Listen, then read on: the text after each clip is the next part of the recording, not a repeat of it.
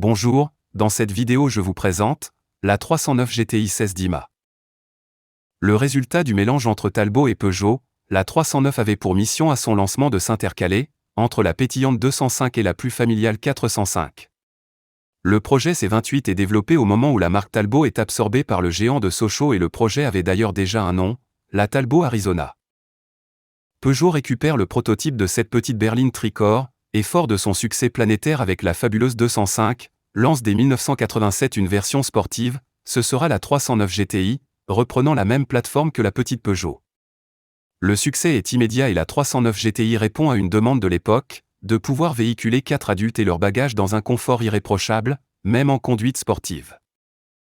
On connaîtra surtout la 309 GTI à 16 soupapes, plus exclusive encore et très utilisée en rallye Groupe N et Groupe A.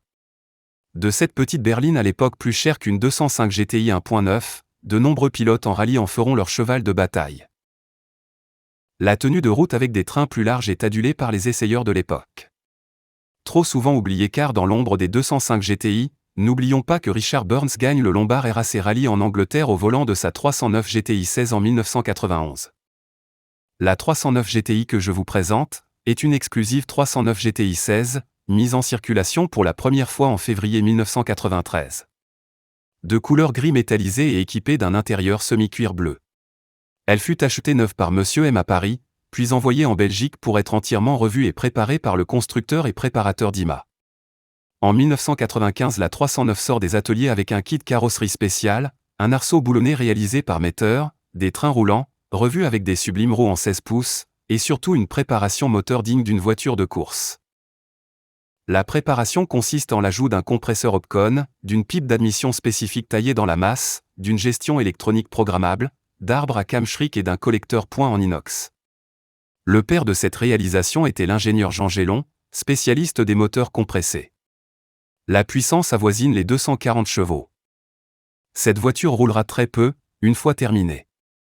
Elle passera entre les mains de propriétaires passionnés, dont un Allemand, avant de revenir en France.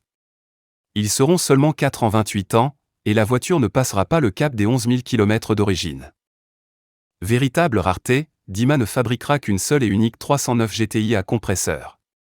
L'ensemble des factures, double des clés et carnets sont présents avec la voiture et justifient son kilométrage.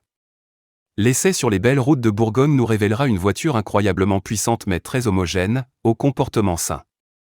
Ce modèle unique doit être aujourd'hui redécouvert et comblera de joie son futur propriétaire.